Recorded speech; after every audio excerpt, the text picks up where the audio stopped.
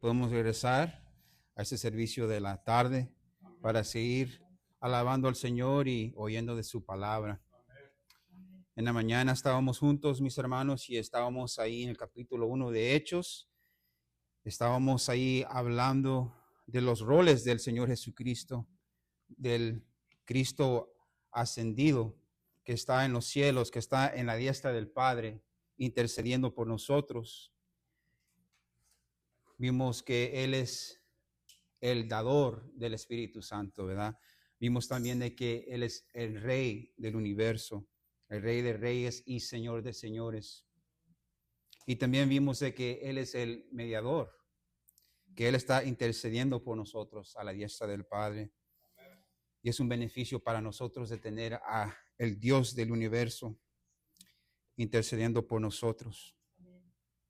Hoy en esta mañana vamos a concluir con el capítulo 1 de Hechos. Estamos aquí en Hechos 1, del 12 al 26. Y solo quiero decirles de que en esta tarde pues vamos a enfocar en el rol del Señor como intercedor. Vamos a estar viendo al Señor, el mediador, y vamos a ver cómo Él oró y rogó por uno de sus discípulos. Y vamos a ver la similitud y el contraste entre estos dos apóstoles. Del versículo 1 al 11, miramos de que los apóstoles que el Señor había escogido estaban juntos.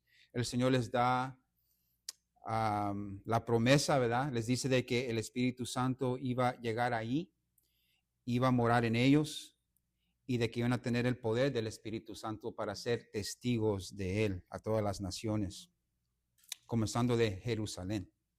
Hoy en esta tarde, como les digo, vamos a estar ahí en el capítulo 1 de Hechos, 12 al 26. Hoy en esta tarde, para comenzar, si se pueden poner en pie, mis hermanos, vamos a comenzar del versículo 12 y vamos a leer hasta el 14 nomás.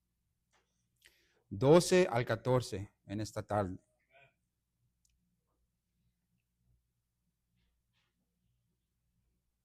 Así lee la palabra infalible del Dios viviente. Entonces volvieron a Jerusalén desde el monte que se llama del Olivar, el cual está cerca de Jerusalén, camino de un día de reposo. Y entrados subieron al aposento alto, donde moraban Pedro y Jacobo, Juan, Andrés, Felipe, Tomás, Bartolomé, Mateo, Jacobo, hijo de Alfeo, Simón el celote y Judas, hermano de Jacobo. Todos estos perseveraban unánimes en oración y ruego con las mujeres y con María, la madre de Jesús, y con sus hermanos. Amén. Oremos. Padre, venimos, Señor, en el nombre de Jesús. Estamos agradecidos, oh Dios, que podemos llegar una vez más a la casa del Señor en este día del Señor. Gracias que el calor no los pudo detener, Señor, y que tú nos concediste salud y que podamos estar aquí, Señor, listos para refrescar nuestras almas con tu palabra, Señor. Te pedimos, oh Dios, que hagas esa obra en nuestros corazones y que estemos atentos y que tú nos des las fuerzas para oír tu palabra y retenerla en nuestras vidas. Te glorificamos y te damos gracias en el nombre de Jesús. Amén y amén. Aleluya. ¿Se pueden sentar, mis hermanos? Aquí miramos de que va a haber un cambio, pero miramos aquí de que el Señor se reúne con sus apóstoles en el monte de Olivos. Mire lo que dice aquí el versículo 12. Entonces volvieron a Jerusalén desde el monte que se llama del Olivar. Acuérdense que el Señor les dijo a los discípulos que no se fueran de Jerusalén, pero cuando está hablando con ellos ahí, están ahí en el monte de Olivos. Y dice aquí, el cual está cerca de Jerusalén, camino de un día de reposo. Están ahí reunidos en el monte de Olivos. Ahí pasaron muchas cosas. Ahí los discípulos tenían muchos recuerdos con el Señor Jesucristo. Ahí fue donde el Señor les dio las enseñanzas de Mateo 24, de lo que iba a acontecer en los últimos días. ahí también el Señor ascendió al cielo, ¿verdad? Muchas cosas pasaron ahí al Monte de Olivos. Muchas memorias tuvieron con el Señor y nosotros también quizás tenemos unos lugares que pasamos, que manejamos, quizás ahí donde comíamos antes con nuestras familias. Yo me acuerdo que cuando paso por Griffith Park siempre me recuerdo de mi familia, de mi mamá, mi papá, mis hermanos, que nos íbamos a comer al parque los sábados. Pasábamos por la Yoshinoya y íbamos a comer ahí al parque y pasábamos ahí un buen tiempo. Ponían una cobija ahí en la grama y ahí pasábamos todo el día jugando y hablando. Bonitos recuerdos, ¿verdad? Y esto era lo que tenían estos apóstoles con el Señor Jesucristo. Momentos especiales ahí. Y ahí estaban reunidos. Era apropiado que estaban ahí reunidos. Y era la última vez que iban a estar ahí con el Señor. Y les dice el Señor de que regresen a Jerusalén y que no se vayan de ahí. Aquí dice también de que era un camino de un día de reposo. Eso es menos de una milla. Cuando habla aquí de menos de camino de un día de reposo, está hablando que es menos de una milla. Y ese era el límite que los fariseos le habían puesto a la gente que podían caminar. No podían caminar más de una milla porque iban a quebrantar el día de reposo. Esa era una ley que ellos debían añadido a ese mandamiento de guardar el día de reposo. Por eso estaba ahí, era conveniente también de que solo era menos de una milla donde ellos estaban. Ellos también seguían desafortunadamente esas tradiciones. Y miramos aquí en el versículo 13, y entrados subieron al aposento alto donde moraban Pedro y Jacobo y Juan, y ahí nombran los discípulos, los apóstoles. Cuando regresan a Jerusalén, entran al aposento alto donde moraban los apóstoles. Y esa palabra moraban, no dicen los comentaristas que no es muy buena esa ¿cómo se dice? Traducción. De que es más que ahí se reunían, ahí se juntaban, se congregaban. No era ahí donde dormían, ¿verdad? No tenían todos ahí, se puede decir, sus sleeping bags, ¿verdad? Durmiendo ahí todos juntos. Sino que ahí era donde se juntaban. También posiblemente era el mismo lugar donde el Señor reservó ese lugar cuando tuvo la Santa Cena con ellos, con el día de la cena de la Pascua. Acuérdense de que ellos se juntaron y el Señor les dijo que fueran a reservar un cuarto también. Y se piensa de que ese es el mismo cuarto donde estaban ahí los apóstoles reunidos. Y dice aquí, donde moraban Pedro y Jacobo y Juan. Se menciona a los discípulos y para algunos de los discípulos, esta es la última vez que se mencionan. Y es algo curioso porque el libro se llama Los Hechos de los Apóstoles, pero no muchos se mencionan. Y lo que miramos aquí es de que Lucas tiene una agenda aquí, un enfoque. Él tiene un tesis y que lo que él quiere que la gente sepa es de que el evangelio debe de expandir y no se debe de estancar. El evangelio tiene que irse a todas las naciones. Nosotros estamos hablando hoy en esta mañana de que debemos llevar el evangelio, ¿verdad? Debemos llevar el evangelio a las calles, a los parques y hasta aquí enfrente si es posible. Debemos de siempre tener el evangelio que expande por todos lados, que no se estanque solo aquí en la iglesia. Se debe de predicar las buenas nuevas a todas las gentes que están allá. Todas las almas necesitan al Salvador. Y los apóstoles más mencionados son Pedro y Pablo aquí en Hechos. Del 1 al 8, el capítulo 1 al 8, nos habla aquí Lucas de Pedro. Siempre menciona a Pedro y es un líder Pedro. Del capítulo 9 al 15 habla de ambos, Pedro y de Pablo. Pero ya llegando al 16, hasta el fin de Hechos, se enfoca Lucas en las misiones, los viajes misioneros que tenía Pablo. Y ya no se oye nada de Pedro. Y dice el versículo 14 aquí, todos estos perseveraban unánimes en oración y ruego. Ahí oraban, ahí se juntaban, cantando himnos, cantando los salmos y esperando la promesa del Padre. ¿Ustedes se acuerdan qué es esa promesa?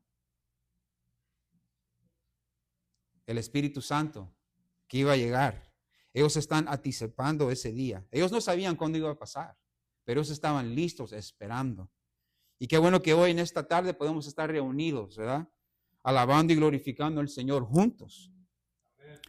Y cuando dice aquí perseverando o perseveraban unánimes, es decir, que tenían el mismo sentir. Filipenses 2:2, Pablo anima a la iglesia y les dice, completar mi gozo, en Filipenses 2:2, completar mi gozo sintiendo lo mismo. Eso es tener el mismo sentir, teniendo el mismo amor, unánimes, ahí está esa palabra, unánimes, sintiendo una misma cosa. Nosotros como cristianos debemos de tener ese sentido, tener el mismo sentido por una misma cosa, es alabar al Señor, glorificar al Señor, teniendo el mismo amor. Porque en la guerra, mis hermanos, en el campo de batalla, se formula un plan de ataque.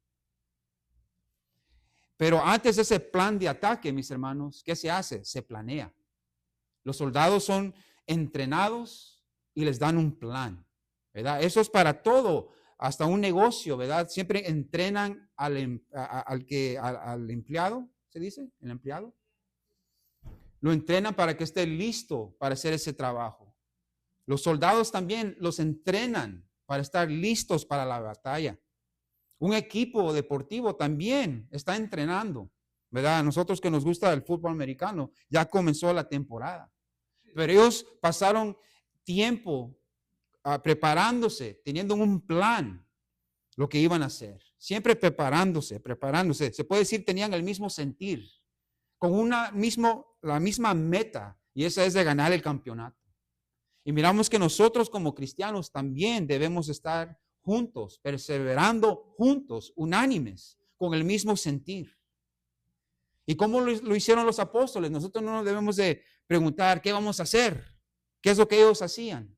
Dicen aquí que ellos perseveraban unánimes en oración y ruego. Estaban juntos ahí. Nosotros somos del reino de Dios, mis hermanos. Somos cristianos, somos hijos de Dios. Y aquí es donde nos entrenamos para ir y hacer discípulos. Aquí es donde entrenamos ¿cómo? Adorando al Señor y oyendo su palabra. Para que nosotros estemos equipados para ir y hacer una luz en las tinieblas. Ese mismo sentir, amarnos unos a los otros, como dice Filipenses 2:2. Y dice aquí también en Hechos versículo 14, dice que perseveraban unánimes en oración y ruego con las mujeres y con María, la madre de Jesús. Esto era revolucionario, mis hermanos. Que las mujeres estén ahí con los hombres, juntos orando en el ministerio. No como apóstoles, las damas, las mujeres, ni pastores, pero juntos con diferentes roles, alabando al Señor. Antes los judíos no permitían que los niños estuvieran juntos. Los niños no podían estar aquí y las mujeres debían estar en un lugar y los hombres en otro. Pero aquí miramos que es algo nuevo que el Señor está haciendo. De que todos somos iguales, estamos en el mismo nivel. Tenemos diferentes roles, eso no se debe de confundir, ¿verdad? Todos tenemos la misma dignidad, valor que tenemos como portadores de la imagen de Dios. Y los debemos de respetar y amar. Pero aquí miramos que las mujeres estaban ahí. Y estaba ahí también María, la madre de Jesús. Y también dice aquí, y con sus hermanos. Cuando aquí menciona a la madre del Señor Jesús, note a quién no menciona. Está la madre, pero no está el padre. Se dice de la tradición de que José era más mayor que María y posiblemente él ya había muerto. Eso es una tradición, ¿verdad? Pero miramos que aquí estaban también sus hermanos. Estaba ahí la madre de Jesús con sus hermanos. Y la Iglesia Católica, ellos dicen de que estos no eran hermanos, sino primos. ¿Y por qué es eso? Porque ellos dicen de que María fue virgen toda su vida. Hasta cómo concibió al Señor parece No sé esa tradición que tienen, pero fue una manera donde ella permaneció virgen. Pero esa es una tradición, mis hermanos. Ellos dicen de que aunque hay un matrimonio ahí, todavía hay como un pecado, se puede decir, entre esposo y mujer, cuando son íntimos. Y de que María, como era perfecta, dicen ellos, sin pecado, pues ella no se podía contaminar de esa manera. Pero la palabra de Dios, mis hermanos, nos dice de que no hay nada malo con un esposo y una esposa, una mujer estar juntos cuando están casados. En Hebreos 13:4 dice, honroso sea en todos el matrimonio y el hecho sin malicia. Quiere decir de que no hay pecado en el matrimonio, en la intimidad entre esposo y mujer. Esta es una tradición de los hombres que quieren tener a María como una virgen para siempre. Las escrituras nos dicen de que el Señor tenía hermanos. ¿Se acuerda cuando estaba reunido con los discípulos y llegaron ahí los hermanos y su madre?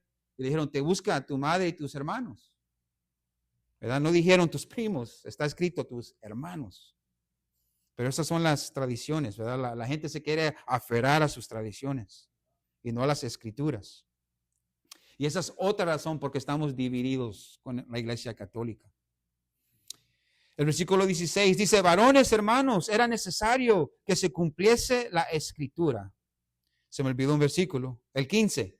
En aquellos días, Pedro se levantó en medio de los hermanos y los reunidos eran como 120 en número.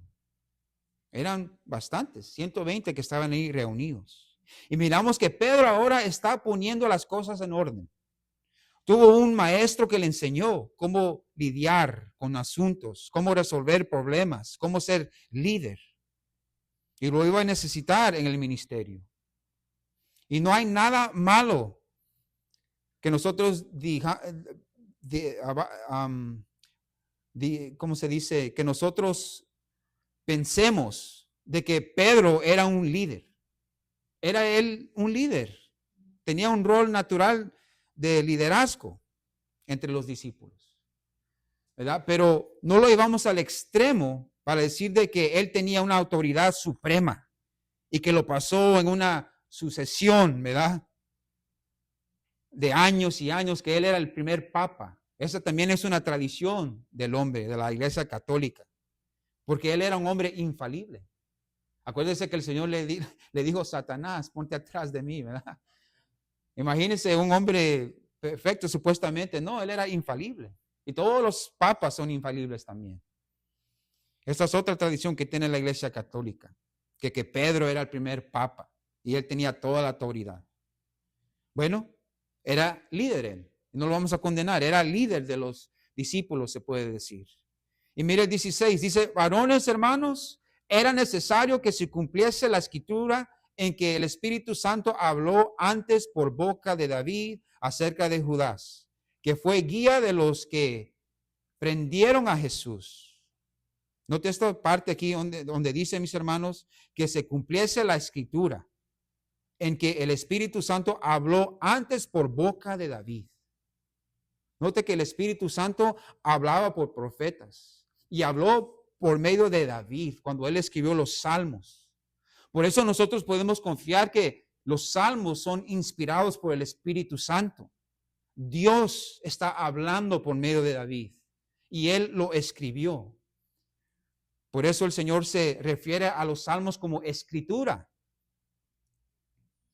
Y dice aquí, y era contado con nosotros, hablando de Judas, y tenía parte en este ministerio.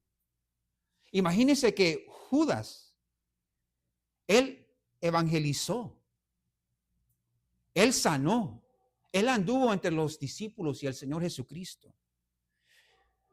Él era un apóstol, era contado con ellos, mis hermanos.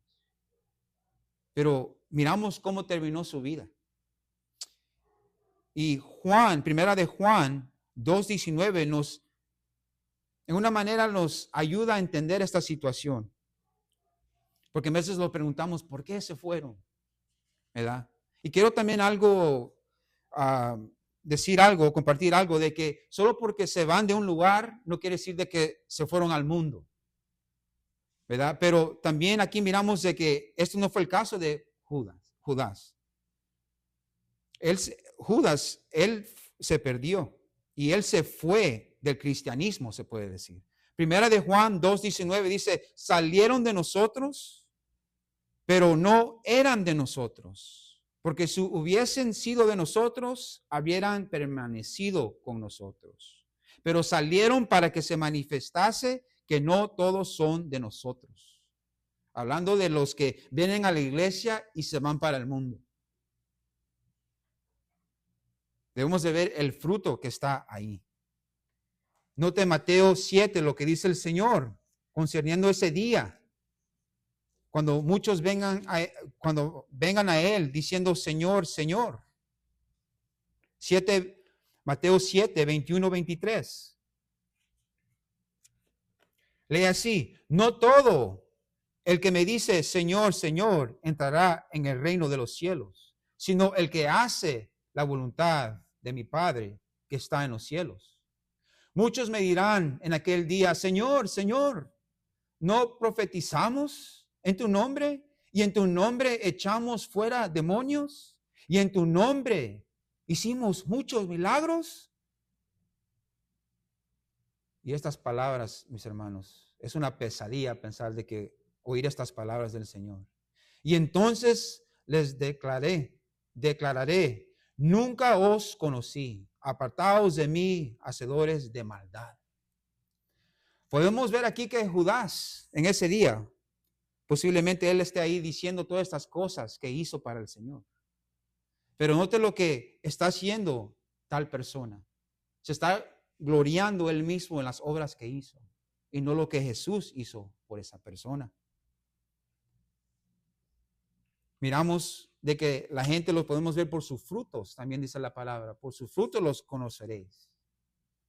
No es una vida perfecta, pero vamos a ver ahí el arrepentimiento, la confesión, el amor por el Señor, el amor por los hermanos, y va a perseverar unánimes, parte de la iglesia, juntos. Pero Judas no era uno de esos. Dice el versículo 18, pues con el salario de su iniquidad adquirió un campo y cayendo de cabeza se reventó por la mitad y todas sus entrañas se derramaron. En otras palabras, todas las tripas se le salieron a Judas. Y deja este médico Lucas, ¿verdad? De decir cómo murió, ¿verdad? Que todas las tripas se le salieron. Él era médico, él sabía. Y 19 dice, y fue notorio a todos los habitantes de Jerusalén, de tal manera que aquel campo se llama en su propia lengua Aceldama, que quiere decir campo de sangre. Porque está escrito en el libro de los Salmos, sea hecha desierta su habitación, no haya quien more en ella, y tome otro su oficio. Note, Pedro se para y habla y está citando la Biblia. Esta es la primera vez que miramos que Pedro está citando las Escrituras. Y quiero hacer una pausa aquí, mis hermanos, porque como les dije, íbamos a ver el rol del Señor Jesucristo como intercesor, así se dice, ¿verdad? Intercesor. Y hablamos que el patrón del Antiguo Testamento y el Nuevo, incluso hasta el día de hoy, ha sido la libertad y el derecho de Dios de escoger a quien Él complace escoger para ser parte de su reino. Hablamos de la soberanía de Dios sobre la salvación del hombre. Y quiero decirles algo, mis hermanos, de que hay una doctrina o contradoctrina contra la doctrina de la elección, de que el Señor está escogiendo así, ¿cómo se puede decir? Arbitrariamente, sin ningún sentido. Oh, quiero a este, quiero al otro. este sí, este no, va escogiendo así el Señor para salvación. Y no es así. Limitamos, ponemos a Dios en una cajita pequeña si pensamos que el Señor escoge como nosotros escogemos unos aguacates. No. El Señor, acuérdense que Él nos formó. Él nos hizo con un propósito. Y de ahí comienza la elección. La elección comienza antes de la fundación del mundo. No a ver cuando tenga los 15 años, los 20 años, 30 años, pues a ver si se porta mejor o miro algo que cambia en él y después lo voy a escoger. Esa no es la doctrina de la elección. La elección comienza antes de la fundación del mundo. Dios ya tenía un plan. Tenía un plan para usted. Tenía un plan para mí. De estar hoy aquí, en este tiempo, en este día, para oír su palabra. ¿Y qué es lo que causa esta doctrina de la elección? Humillarse, estar agradecido de que el Señor lo escogió a usted. No se pueden negar las escrituras. Miramos aquí el capítulo 1 de que Él reunió a los apóstoles que Él había escogido. No fue por eliminación de aplicaciones. No. No se puede aplicar para ser hijo de Dios. No hay una aplicación. Es un llamado. Y porque comenzamos ahí con la doctrina de la elección, también está junto con el Señor es nuestro sacerdote. Y esta mañana hablamos del Cristo ascendido y uno de sus muchos roles es de ser el sumo sacerdote, intercesor. Él ora por su pueblo. Y hay que ver estos dos varones. ¿A quién? A Pedro y a Judas. Vamos a ver unas similitudes y contrastes entre estos dos. Lo común que tenían eran apóstoles. Tenían un rol entre los discípulos. ¿Verdad? Pedro era como un líder y Judas, él cuidaba el dinero, el tesoro, ¿verdad? ¿Tesoro se dice? Confiaban en este Judas para tener el dinero. Quizás él actuaba de una manera, pero su corazón era perverso. Pero eso tenían en común ellos. Ellos eran apóstoles, caminaban con el Señor, participaron en la evangelización y también tienen algo en común ahí en la cena del Señor. ¿Y sabe lo que tienen en común? De que los dos fueron exhortados por el Señor.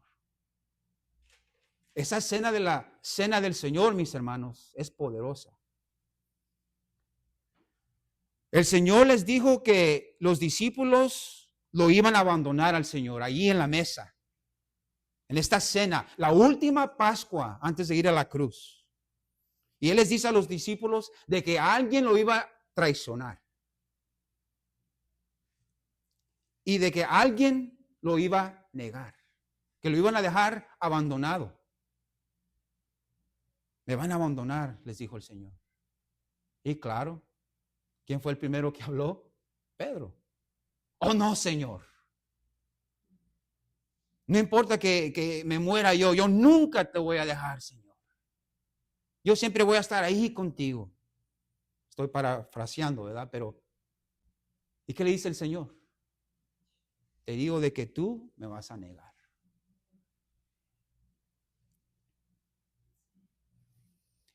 Y ahí en la mesa, ¿verdad? Ahí en la mesa también está Judas. Y miramos que ahí están en la cena. Y el Señor les dijo de que uno de ellos lo iba a entregar a las autoridades. Imagínense. Iba a traicionar al Señor. Y note, el primero que contestó o preguntó, ¿verdad? Fue Judas. Quizás todos lo pensaron, pero aquí Judas le pregunta al Señor, ¿soy yo, Señor? Y le dijo, tú lo dijiste. O tú lo has dicho, ¿verdad? Miramos de que estos dos hombres tienen esto en común, que traicionaron al Señor. Uno lo negó y otro lo entregó. Esos son graves pecados contra el Hijo de Dios, contra Dios.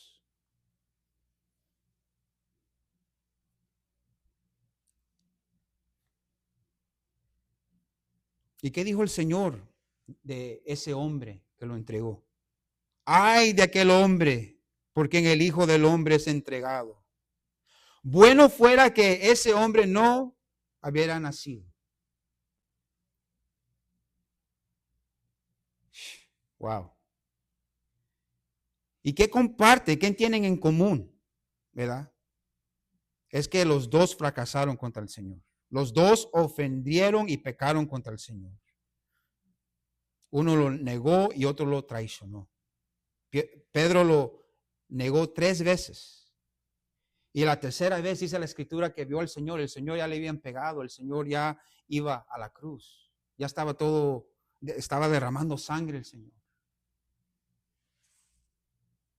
Y cuando oyó el gallo, se acordó Pedro que ya había negado al Señor. 3 veces lo negó. Y es cuando mira al Señor, mira su rostro y mira que el Señor lo está viendo. Y dice la Escritura que Pedro lloró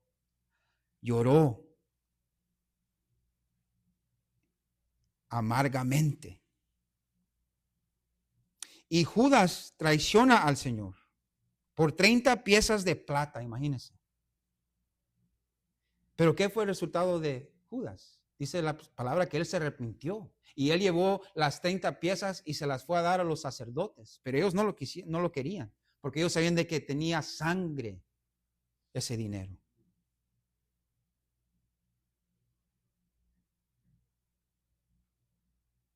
Esos dos hombres llegaron a lo más bajo de sus vidas, se puede decir. Pedro estaba en una depresión quizás. Y Judas se arrepintió lo que había hecho porque él traicionó sangre inocente. Pero aquí viene el contraste entre estos dos. ¿Y qué es? Uno de ellos rápidamente, Pedro quedó vivo. Judas murió, se mató. Esto es interesante, profundo el contraste entre ellos. Note que Lucas nos dice que esa misma noche el Señor les dice, ahí en la mesa, en Lucas 22, 31, 32, aquí está hablando de la cena del Señor. Y note lo que le dice aquí el Señor a Pedro. Simón, Simón, he aquí, Satanás os ha pedido para zarandearos como trigo. Pero yo he rogado por ti, que tu fe no falte. Y tú, una vez vuelto, confirma a tus hermanos. Note eso, la diferencia. Pero yo he rogado por ti. Otras palabras, esto me recuerda de Job, cuando el diablo se presentó al Señor, ¿verdad? Y le dice, mira Job, a este que te ama, que te adora, pero quítale todo a ver si no te va a maldecir en tu cara. Yo me imagino que Satanás se presentó y quiso hacer lo mismo con Pedro. Pero aquí miramos el rol de nuestro sumo sacerdote, el Señor Jesucristo, porque Él dijo de que Él rogó, Él oró por Pedro. Pero note algo de que no lo hizo por Judas. Porque si lo hubiera hecho por Judas, Judas no se hubiera matado. Judas se hubiera arrepentido también y él hubiera regresado al rebaño. Pero no fue así con él. Eso es duro, pero esta es la verdad. De que el Señor no ora por todos, mis hermanos. Él no está intercediendo por todo el mundo. Él está intercediendo por sus hijos, por sus creyentes, los cristianos. Y aquí miramos la doctrina de la elección. Uno quizás puede oír este mensaje y dice, wow, pues yo no soy creyente. No, el Señor no me escogió a mí. Pero quizás no es tu tiempo. Porque yo quizás hace 8 años hubiera oído este mensaje y yo hubiera dicho lo mismo. Pero por la gracia de Dios estoy aquí. Él tiene un plan. Si usted es cogido del Señor, Él tiene un plan. ¿Cuándo va a ser ese plan? No sabemos. Pero le puedo decir que el tiempo va a ser perfecto. Él tiene un propósito para sus escogidos. Regresando a Hechos 21. Es necesario pues que de estos hombres que han estado juntos con nosotros todo el tiempo, que el Señor Jesús entraba y salía entre nosotros, comenzando desde el bautismo de Juan hasta el día en que de entre nosotros fue recibido arriba, uno sea hecho testigo con nosotros de su resurrección. Aquí están los requisitos para servir, para ser contados con los apóstoles. A nosotros como iglesia, como líderes, nos queda de tener discernimiento, ¿verdad? ¿Quién va a participar? ¿Quién va a ser líder? Todas estas cosas, debe de haber un requisito para tener todas las cosas en orden. No debe de haber tampoco un favoritismo, ¿verdad? Debe de haber un estándar. ¿Y sabe dónde comienza ese estándar? El llamado que Dios tiene por tal persona. Porque en veces nosotros queremos imponer, ¿verdad? Pero nosotros no. Nosotros debemos de orar y pedirle al Señor que nos dé discernimiento. Así como lo hicieron los apóstoles, ¿verdad? Ellos tenían un requisito. ¿Quién iba a ser parte de su grupo? Eso es importante, mis hermanos. Y dice aquí el 23, y señalaron a 2. Esos 2 llenaron los requisitos. A José, llamado Barsabás, que tenía por sobrenombre Justo, y a Matías. En primera de Timoteo 3:6, Pablo le dice a Timoteo de que tenga cuidado a quién va a escoger. Que no sea un neófito, disculpe, neófito. Yo estoy hablando como un neófito ahorita. Pero hay un requisito para formar parte del liderazgo. En este caso, ser apóstol. Y dice el 24, y orando dijeron, tú, Señor. ¿A dónde van? Al Señor. Que conoces los corazones de todos. Mire, esta es la sabiduría del Señor Jesús. Él es Dios. Mire lo que dice Jeremías 17. Lo voy a buscar aquí y leerlo junto con ustedes. Porque está aquí, dicen los apóstoles, tú que conoces todos los corazones. Es un atributo de Dios nomás. Por eso podemos decir que el Señor Jesucristo es Dios. Porque estos discípulos saben de que el Señor Jesús conoce todos los corazones.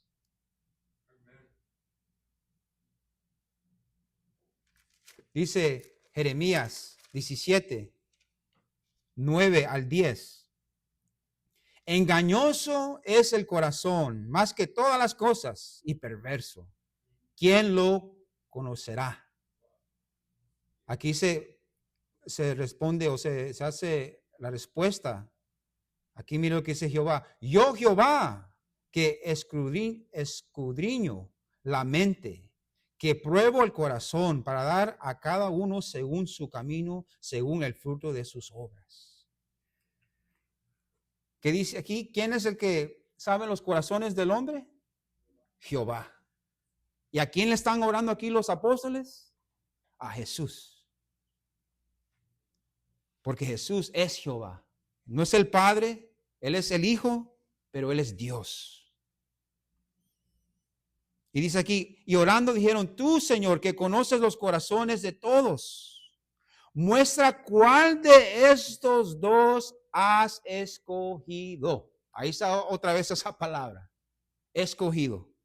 Lo miramos aquí en Hechos capítulo 1, versículo 3 también, ahí donde estamos en el capítulo 1. Ahí también miramos que estaban reunidos los apóstoles que él había escogido.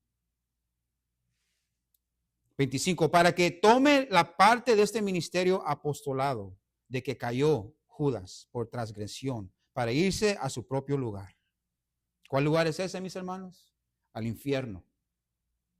Judas no fue salvo. Y miramos aquí, hay evidencia en la palabra del Señor. La diferencia entre Pedro y Judas. Para que no se quiebre la cabeza pensando si fue salvo Judas. No lo fue. Dice el 26, y les echaron suertes.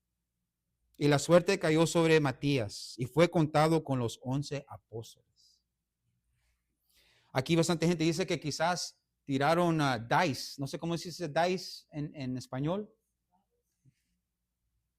Dados. Ajá, exacto. Posiblemente fueron dados, ¿verdad?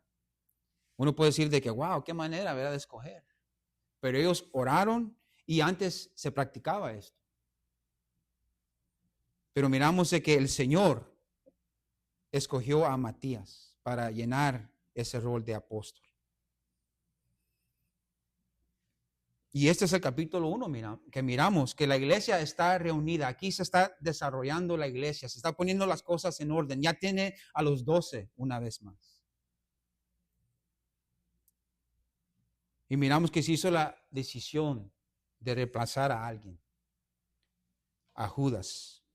Porque estudiando podemos ver de que él no fue escogido realmente. Él no fue escogido del Señor, si no hubiera permanecido con ellos. Y en esta tarde, quiero terminar con esta escritura y vamos a aterrizar el avión.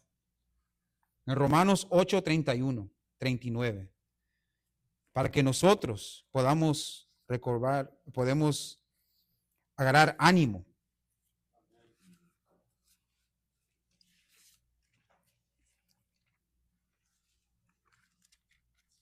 Romanos 8.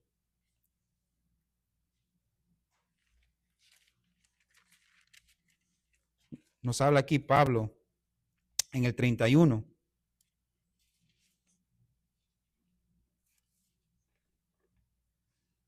Dice, ¿qué pues diremos a esto? Si Dios es por nosotros, ¿quién contra nosotros? No escatimó ni a su propio Hijo, sino que lo entregó por todos nosotros, su iglesia. ¿Cómo no nos dará también con él todas las cosas? ¿Quién acusará a los escogidos de Dios? Dios es el que justifica. Note, no el hombre, Dios. ¿Quién es el que condenará? Cristo es el que murió, más aún el que también resucitó, el que además está a la diestra del Dios. Acuérdense que estábamos hablando de eso esta mañana. El que también intercede por nosotros. Si esto es el caso, note lo que dice aquí. ¿Quién nos separará del amor de Cristo? ¿Tribulación? ¿Quién no tiene tribulación? ¿Angustia? ¿O persecución? ¿O hambre? ¿O desnudez? ¿O peligro? ¿O espada? Como está escrito, por causa de ti somos muertos todo el tiempo. Somos contados como ovejas de matadero. Antes, en todas estas cosas somos más que vencedores, por medio de aquel que nos amó. Por lo cual estoy seguro de que ni la muerte, ni la vida, ni los ángeles, ni principados, ni potestades, ni lo presente, ni lo porvenir, ni lo alto, ni lo profundo, ni ninguna otra cosa creada nos podrá separar del amor de Dios que es en Cristo Jesús, Señor nuestro. Aleluya. Por eso nosotros podemos tener confianza en el Señor, mis hermanos, porque nada nos puede separar del amor de Dios. Y ese amor está en su Hijo amado, el Señor Jesucristo. Amén. Amén. Con esto vamos a terminar, mis hermanos. Y hay que seguir orando por nuestras familias, porque la vida es corta. Hoy mi hijo fue a una funeral, a un servicio donde un muchacho joven de 22 años murió. hace como 3 semanas. Y él no murió haciendo drogas o un accidente en el freeway. Este joven murió cuando estaba haciendo ejercicio en el gimnasio. Esa es una enseñanza, una lección el Señor tiene para todos. De que la vida es corta. Ni el próximo segundo es prometido a nosotros. Y si tú oyes este mensaje hoy y no eres salvo, no has puesto tu confianza, tu fe en el Señor Jesucristo, hoy es el día de la salvación. No esperes mañana, porque mañana puede ser tarde. Hay que orar. Padre, venimos, Señor, en el nombre de Jesús, dándote toda la honra y la gloria, Señor, una vez más, por estar aquí, Señor. Podemos terminar el día del Señor en la casa del Señor y tenemos gozo en nuestros corazones, en nuestras almas, sabiendo de que tú eres nuestro sacerdote, Señor. Y tú estás orando por nosotros, intercediendo por tu pueblo, Señor. Gracias, oh Dios, porque tenemos el ejemplo de Pedro, Señor. Él no fue un hombre perfecto y te negó, Señor, incluso te negó, pero tú lo restauraste, Señor. Y tú le dices su lugar, porque él tenía un llamado en su vida. No importa, Señor, lo que nosotros hayamos hecho, tú tuviste misericordia sobre nuestras vidas, Señor, y tú tienes un llamado para nosotros, un propósito para servirte, para adorarte y estar aquí en este día para oír este mensaje, Señor. Haz esa obra en nuestros corazones, Señor, para que podamos practicar tu palabra y recordar de que tú, Señor, nos has salvado por medio de tu gracia, no porque lo merecemos, Señor. Oramos por nuestras familias, Señor. Oramos que tú nos puedas salvar a ellos, oh Dios, que tú tengas ese llamado también para sus vidas. Oramos por la familia de ese joven, Señor, que de 22 años, Señor, tú lo llamaste, Señor, estar en tu presencia. Él sí tenía fe en ti, Señor, y nuestra fe desde que él fue salvo, Señor. Pero mañana no es prometido. Ayúdanos también a nosotros que somos creyentes a no dejar las cosas para mañana, Señor. Pero hoy podemos hacer lo que decimos que íbamos a hacer y podemos vivir para tu gloria. Que tu paz sea con nosotros, Señor, en este día, que podamos descansar y que podamos despertar alabándote y glorificándote, listos para otro día, Señor, si te complace a ti darnos vida. A ti sea toda la honra y la gloria hoy y para siempre.